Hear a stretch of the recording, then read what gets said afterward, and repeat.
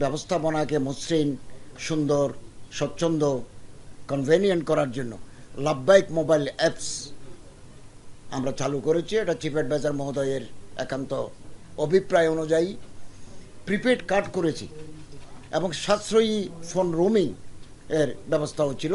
হাজী সাহেবরা এটা গ্রহণ করেছেন এবং এর সাথে আমি বেসামরিক বিমান পরিবহন ও পর্যটন মন্ত্রণালয়, বাংলাদেশ বিমান, সিভিল এভিয়েশন অথরিটি, স্বাস্থ্য ও পরিবার কল্যাণ মন্ত্রণালয়, স্বরাষ্ট্র মন্ত্রণালয়, সৌদি ও ফ্লাইনাস এয়ারলাইন্স কর্তৃপক্ষ, হাবের সভাপতি জনাব সৈয়দ গোলাম সরোয়ার, মহাসচিব জনাব ফরিদা আহমদ মজুমদার সহ হাবের অন্যান্য নেতৃবৃন্দ এবং হজ এজেন্সি সমূহ যে দায়িত্বশীলতার স্বাক্ষর রেখেছেন, আমি তাদের প্রতি কৃতজ্ঞতা জ্ঞাপন করছি এবং তাদেরকে অভিনন্দন জানাচ্ছি। অনেক এজেন্সি আমাদেরকে সহযোগিতা করেছেন এবং তারা সৌদি আরবের ডেডলাইন মেনে কাজ করেছেন। এই জন্য আমি তাদের প্রতিও আন্তরিক মোবারকবাদ জানাই। এই পর্যন্ত আমাদের ২৭,১৪৫ জন হাজি দেশে ফিরেছেন। কোনো ফ্লাইট বিপর্যয় ঘটেনি। এবার প্রথম নির্ধারিত ফ্লাইটগুলো যথাসময়ে Dhaka two Jeddah, Jeddah two Dhaka এই আপ ডাউন করেছে।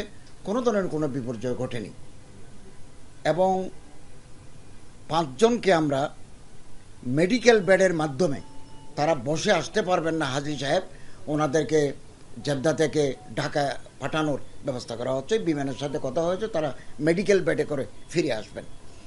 এবং এই পর্যন্ত ৬৯,৪৫৫ জন রুগীকে আমরা প্রেসক্রিপশন দিয়েছি, ব্যবস্থাপত্র দিয়েছি ফ্রি অফ কস্ট। 1 কোটি টাকার ঔষধ আমরা তাদের মাঝে বিতরণ করেছি ডাক্তারের পরামর্শ মতে। এখনও 9 জন হাজি হসপিটালে আছেন। আশা করি 2 দিনের মধ্যে তারা ওখান থেকে রিলিজ হবেন। প্রায় 10 কোটি টাকার মতো মেডিসিন, মেনিনজাইটিস, ইনফ্লুয়েঞ্জার টিকা হাজী সাহেবরা সৌদি আরব যাওয়ার আগেই আমরা হজ মন্ত্রণালয় এবং স্বাস্থ্য মন্ত্রণালয়, অর্থ মন্ত্রণালয়ের সহযোগিতায় 10 কোটি টাকার টিকা হাজী সাহেবদেরকে আমরা দিয়েছি। এবং আমরা যে লোকবল আমাদের মন্ত্রণালয় থেকে নিয়েছি, একেবারে মালি, পিয়ন, ড্রাইভার, এগুলোর কাজ আছে, প্রত্যেকের কাজ আছে। আমি সবসময় বলে থাকি, একজন হাজী সাহেব যদি সান স্ট্রোক, হিট স্ট্রোকে পড়ে যায়, তাকে নিয়ে হসপিটালে পৌঁছানো এটা কোনো সচিব করবেন না। এটা করবেন ড্রাইভার, এটা করবেন মালি, এটা করবেন পিয়ন। তো অনেক হাজি হারিয়ে যায়। 1 লক্ষ মানুষের হজব্রত পালনের যে যজ্ঞ, এখানে বহু মানুষ হারিয়ে যায়।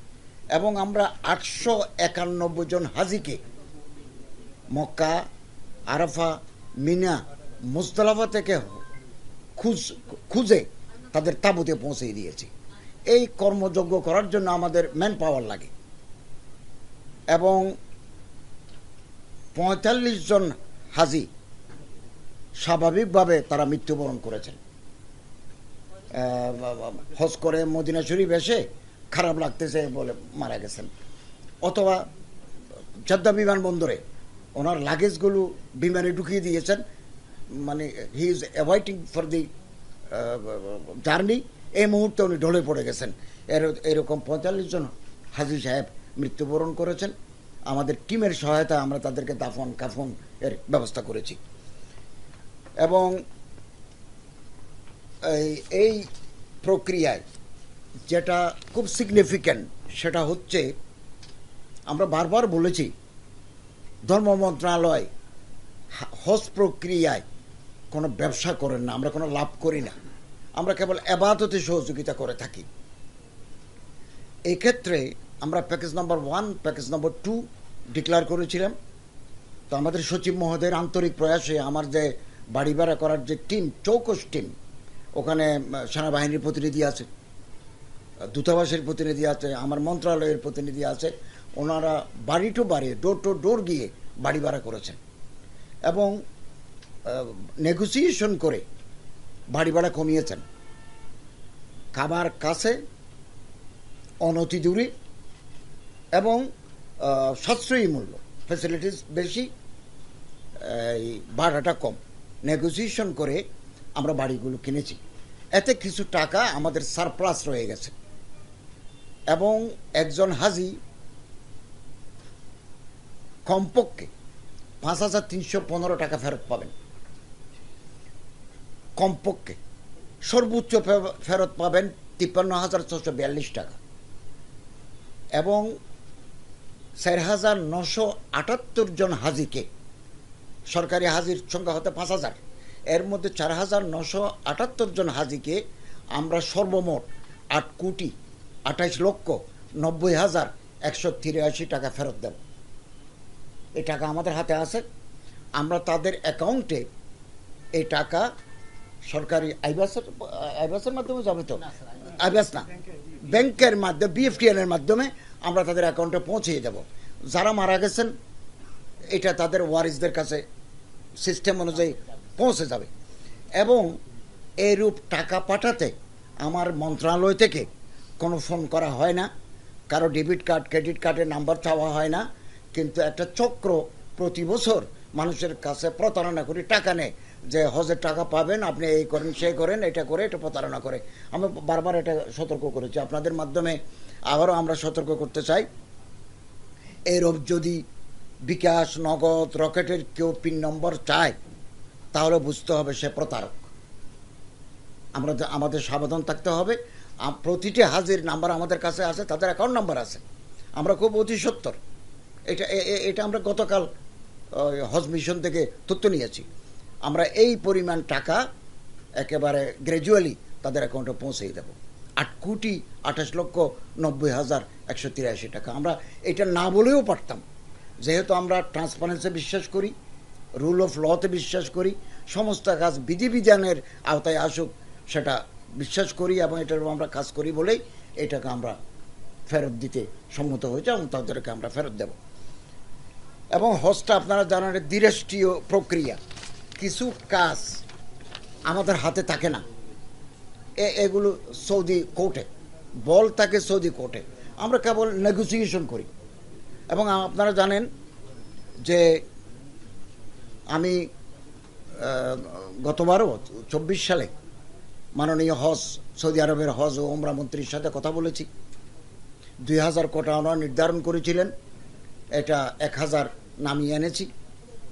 এবারও আমি আমার সাথে দুবার মন্ত্রীর সাথে, মাননীয় মন্ত্রীর সাথে আমার আগে আমার সচিব মহোদয় সহ, আমার টিম সহ, হজ টিমের সদস্য সহ ভাইস মিনিস্টারের সাথে কথা বলেছি। আমি ওখানেও বলেছি, লিখিতভাবে বলেছি, মৌখিকভাবে বলেছি যে 2,000 এটা আপনি কমান। এবছর থেকে 26 সাল থেকে 2,000 কোটা করার কথা ছিল। আমি ওনাকে অনুরোধ করেছি, উনি আমাকে বলছেন আপনার কথা আমরা বিবেচনা করব। তা আমরা এখন অপেক্ষা করছি ওনারা কি রিপ্লাই দেন। এছাড়া সামনাসামনি এবং লিখিতভাবে আমি এখানে এসে মন্ত্রী মহোদয়ের কাছে একটা নোট পাঠিয়েছি। মিনায় ওই টয়লেটের সংখ্যা, আর আরাফাতে এবং মিনাতে, এই মুজদালিফায় বিছানার সাইজ যেটা মিনাতে আছে এটা 49 সেন্টিমিটার। একটা মানুষ সিট হয়ে শুতে পারবে না। এটা শুনে মন্ত্রী মহোদয় ওরা একটা বিচলিত হন, বলেন, আমাকে বলেন কি বলেন, আমি আপনি ভিজিট টু দি মিনা। তিনি সেক্রেটারিকে বললেন যে তুমি এগুলো দেখো। তারপরে টয়লেটের অপর্যাপ্ত টয়লেট এবং মুজদালিফায় প্রথম রাতের দিকে পানি থাকে, শেষ রাতে পানি থাকে না, মিনারেল ওয়াটার দিয়ে আমাদের ওযু করতে হয়। আমি এই সমস্ত প্রবলেমগুলো ওনার কাছে তুলে ধরেছি এবং পরবর্তী সময়ে এগুলো আলাদা আলাদা করে নোট পাঠাবো ইনশাআল্লাহুল আজিজ। এবং এই আলহামদুলিল্লাহ আপনাদের প্রত্যেকের সহযোগিতায় আমরা এবার অত্যন্ত সুন্দরভাবে হজের কার্যক্রমটা আমরা সম্পন্ন করতে পেরেছি। কোনো ধরনের দুর্ঘটনা ঘটেনি। Saudi government has taken enough measures, পর্যাপ্ত ওনারা ব্যবস্থা নিয়েছেন। এমনকি গরমে গত বছর অনেক মানুষ মারা গেছে, এবার তারা পুলিশ দেখলাম হাতে একটা জার নিয়ে মুখে মুখে ঠান্ডা পানি দিচ্ছে, ফলে মানুষের ঠান্ডার ভিতরে ছিল। একজন মানুষ অ্যাক্সিডেন্টে মারা যায় নাই। সুন্দর ব্যবস্থাপনা, আমাদের হাজিরাও নির্বিঘ্নে হজ করে ফেরত আসছে। এই ছিল আমাদের 2025 সালের হজ ব্যবস্থাপনার গুরুত্বপূর্ণ দিক। 26 সালের কার্যক্রম আমরা শুরু করেছি। সৌদি গভর্নমেন্ট রোডম্যাপ ঘোষণা করেছেন। আমাদের কিছু ত্রুটি, কিছু বিচ্যুতি, কিছু শর্টকামিংস আমাদের ছিল, যেগুলো খুব বেশি উল্লেখযোগ্য নয়। এগুলো আমরা বিবেচনায় রেখে আগামী দিনের হজগুলো, 26 সালের হজ যাতে আরও নির্বিঘ্ন, আরও মসৃণ, আরও কনভেনিয়েন্ট হয়, সে ব্যাপারে আমরা কাজ করে যাচ্ছি। হজ এজেন্সি অফ বাংলাদেশের কর্তাবৃন্দ আমাদেরকে সহযোগিতা করছেন, আমরা তাদের সহযোগিতা পাচ্ছি, মিডিয়ার সহযোগিতা পাচ্ছি। তো ইনশাআল্লাহ আজিজ আমরা আশা করি আমাদের নভেম্বর মাসে হজ চুক্তি করতে হবে। এর আগে আমাদের প্যাকেজ ঘোষণা করতে হবে। আন্তঃ মন্ত্রণালয়ে আমরা মিটিং করব এবং রেট যাতে আরও কমাতে পারি, আরও সাশ্রয়ী করতে পারি, সেই চিন্তাভাবনাও আমাদের আছে। তো 25 সালে হজ ব্যবস্থাপনায় আপনাদের যেমন আমরা সহায়তা পেয়েছি, আমরা আশা করি 26 সালের হজেও আমরা আপনাদের সহযোগিতা পাব। হজ যাত্রীরা 2025 সালে কোনো হট্টগোল, হইচই, শোরগোল দেখা যায় নাই। ঢাকা বিমানবন্দরে হেরামের কাপড় পরে হাজিরা ঘোরাঘুরি করতো, এটা চিরন্তন চিত্র ছিল, এটা হয় নাই। কারণ আমরা ম্যাপিং করেছি। আমাদের মন্ত্রণালয়ের হজ উইংয়ের, পার্টিকুলারলি আমার সচিবকে আমি কৃতজ্ঞতা জানাই। তার ফারসাইটেডনেসের কারণে আমরা যাওয়ার প্রোগ্রাম ছিল 4 দিন আগে, আমরা গেছি 21, আমরা কত তারিখ গেলাম? 29 তারিখ গেছি। কেন গেছি? হাজি সাহেবদের ফেলে আমরা যেতে চাই নাই। তো প্রায় 2000-এর মতো হাজির বিমানের যাত্রায় অনুষ্ঠিত ছিল। আমরা বিমান ফ্লাইনাস সৌদির সাথে বসে বাংলাদেশ বিমানকে রাজি করি, ওনাদেরও যাওয়ার ব্যবস্থা করেছি। ফলে একজন হাজিও ঢাকা বিমানবন্দরে ছিল না। আর মাননীয় প্রধান উপদেষ্টা মহোদয় বারবার আমাকে বলেছেন যে no pilgrim will be left behind. Dhaka বিমানবন্দরের জন্য কোনো হাজি না থাকে। মানুষ সারা জীবনে হজ করে একবার, এজেন্সি নিতে পারে নাই, আমি এই অভিযোগ শুনব না। Your ministry will be liable for that. The whole government is with you. টাকা লাগলে বলো, বাড়ি ভাড়া করো, এজেন্সিকে পরে ফাঁসি দিবে। এজেন্সি যদি তোমার কোঅপারেশন না করে, এজেন্সির বিরুদ্ধে তারা ধরবে, এটা পরে। কিন্তু আমার হাজি যেতে হবে। মানুষ সারা জীবনে হজ করার জন্য বসে থাকে, তাকে তুমি আহত করতে পারবে না। এবং আজকের এই যে প্রেস ব্রিফিং করছি, এটাও স্যার বলছেন যে তোমাদের তো অ্যাচিভমেন্ট আছে। এবং তিনি ধর্ম মন্ত্রণালয়কে উপদেষ্টা পরিষদের মিটিংয়ে অভিনন্দন জানিয়েছেন যে তোমরা সুন্দর হজ উপহার দিয়েছে, যে তোমাদের অভিনন্দন জানাচ্ছি। তো স্যার বলতেছেন পাবলিসিটি নাই কেন? এত বড় একটা অ্যাচিভমেন্ট, তোমাদের পাবলিসিটি কম কেন? তখন আমরা চিন্তা করলাম তাৎক্ষণিকভাবে আপনারা একটু কষ্ট দিই, আপনাদের সাথে একটু বসি, এই জন্য আমরা এসেছি। তো আলহামদুলিল্লাহ এবছর স্বাধীনতার পরে বাংলাদেশের ইতিহাসে এই হজ ব্যবস্থাপনা একটা মাইলফলক হয়ে থাকবে। এই ক্ষেত্রে আপনাদের অবদান সবচেয়ে বেশি। বিশেষ করে বিভিন্ন চ্যানেলের করেসপন্ডেন্ট যারা সৌদি আরবে আছেন, তারা আমার সাথে আরাফাতে ছিলেন, মিনাতে ছিলেন, সব সময় সাক্ষাৎকার নিচ্ছেন, ইতিবাচক খবর দিচ্ছেন। কোনো নেতিবাচক দিকলে এটা প্রচার না করে আমাদের কানে দিচ্ছেন। We are very grateful to you. এটা ওনারা প্রচার করতে পারতেন।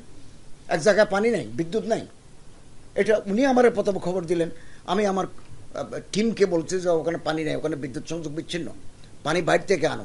এটা একটা নিউজ করে দিতে পারতেন যে আরাফাতের মাঠে হাহাকার কারবালা, এ জাতীয় একটা নিউজ করতে পারতেন। তো এটা করেন নাই এজেন্সি, আপনাদের করেসপন্ডেন্টরা। এই জন্য আমি আপনাদের প্রতি বিশেষভাবে মোবারকবাদ জানাচ্ছি। 2026 সালের হজের কার্যক্রমে আপনাদের আন্তরিক সহায়তা কামনা করছি। যেতে পেরেছেন, নিবন্ধিত সমস্ত হাজি যেতে পেরেছেন। 45 জন হাজি মারা গেছেন, বাকিগুলো ফেরত এসেছেন। এগুলো না জানি, এগুলো আগে থেকে ঘর ভাড়া নিয়ে একটা সিন্ডিকেট কাজ করতো যখন পলিটিক্যাল গভর্নমেন্ট ইন পাওয়ার। এবারে সেই সিন্ডিকেট আমাদের কাছে ভিড়তে পারে নাই। সচিব মহোদয়ের নেতৃত্বে মন্ত্রণালয়ের একটা দল এবং অন্যান্য মন্ত্রণালয় থেকে লোক আছে, কেবল আমার মন্ত্রণালয় না, এটা জনপ্রশাসন থেকে আছে, অর্থ মন্ত্রণালয় থেকে আছে, সেনাবাহিনী থেকে আছে, এনএসএর আছে, ডিফেন্স অ্যাটাচই আছে, ওনারা মিলিয়ে গিয়ে ঘরটা পছন্দ করে এবং ভাড়া কত এত না 100 টাকা কম নিতে হবে তাহলে আমরা নেব, এভাবে করে যাচাই বাছাই করে নিয়েছে। পাশাপাশি বিল্ডিং ফ্যাসিলিটিস বেশ কম আছে, এক বিল্ডিংয়ে যদি ভাড়া বেশি হয় আর বিল্ডিং ভাড়া কম হবে, দুটোর সিমিলারিটি থাকার কথা নয়। আর মনে করেন পাশের বিল্ডিং ওনার লিফটের ছোট, স্বামী স্ত্রী ছাড়া তৃতীয় ব্যক্তি উঠার কোনো জায়গা নাই, তো এটা তো আমরা নেব না। এই জন্য পাশের বিল্ডিং একটু বেশি হলেও ভাড়া যদি স্পেশাস থাকে, এটা আমরা অনেকগুলো ক্রাইটেরিয়া আছে। তো আমার মনে হচ্ছে এবারে সিন্ডিকেট কাজ করতে পারে নাই, সিন্ডিকেট সক্রিয় ছিল না। আর বলেন, সিন্ডিকেট কাজ করতে পারে নাই। আপনাদের পরামর্শগুলো, আপনাদের এই উৎকণ্ঠা আমরা বিবেচনায় রাখবো। 2026 সালে যাতে আরও নির্বিঘ্ন করা যায় এ ব্যাপারে আমরা সচেষ্ট এবং সতর্কতা অবলম্বন করব। এবং আমি মনে করেন আর্মিরা যায়, রিটায়ার্ড আর্মিরা যায় অথবা ইন সার্ভিস আর্মিরা যায়, ওনাদের অনেক ডিমান্ড থাকে, বা সরকারি অফিসাররা যায়, ওনাদের অনেক ডিমান্ড থাকে যে টেবিল দিল না কেন, টেবিল কোত্থেকে দেবে, আমি টেবিল কোত্থেকে দেবো? এই যে গভর্নমেন্টের পারমিশন, এক সিট, এক কক্ষের ভিতরে 6টা সিট, 4টে সিট, কেউ যদি 4 সিটের বা 6 সিটের একটা রুম ভাড়া করে স্বামী স্ত্রী থাকবেন, 2 সিট রেখে বাকিগুলো তুলে নেব। আমার কাছে বলছে যে সিট তুলে নাই, তো আপনি বলেন নাই কেন? আপনি ম্যানেজারকে বলতেন আপনার 4 সিট তুলে দেবেন, তাহলে আমরা এই সিট তুলে দিতাম। প্লাগ পয়েন্ট একটা, এটা তো বিল্ডিং যিনি তৈরি করছেন উনি একটা রাখছেন, আমি এখানে 2টা করতে দেবো? আমি 2টা সুযোগ আছে, তেলাপোকা হবে। কারণ 10ই জুলাই হজ যাত্রীরা চলে আসছে, 10ই জুলাই তো আমরা যাত্রীরা ঢুকে গেছে। তাহলে এই যে 45 দিন যাবৎ এই বাসাতে, এই বাড়িতে হাজি সাহেবরা ছিলেন, তো উনি তো এটা ওয়াশ করতে পারেন নাই, মেরামত করতে পারেন নাই, তো তেলাপোকা তো জন্ম নেবে। তো তেলাপোকা থাকলে একটু বললে আমরা স্প্রে এনে ওখানে দিই, তেলাপোকা মেরে ফেলতাম। তেলাপোকা এই জন্য আমরা স্প্রে কিনে দিছি, তো স্প্রে কিনে দিছি, এই জন্য ভাড়া বেরি করে। আমার মনে হচ্ছে না এবছর কোনো সিন্ডিকেট কাজ করতে পেরেছে। আমাদের ক্লোজ মনিটরিং ছিল এবং সৎ অফিসাররা সাথে ছিলেন। এবং 26 সালে আমি একেবারে আজিজিয়া গেছি, ওখানে আরও সাশ্রয়ী রেট, কিন্তু আমাদের বাংলাদেশের হাজি সাহেবরা মিসফালা ব্রিজের আশেপাশে থাকতে চায়। এশারের নামাজের পরে তারা একটু পান খাবে, একটু বাবা জর্দা টর্দা খাবেন, চা খাবেন, ওই এলাকায় থাকতে চায়। না হলে আমরা আরও অনেক কমে ভিতরে নিতে পারতাম।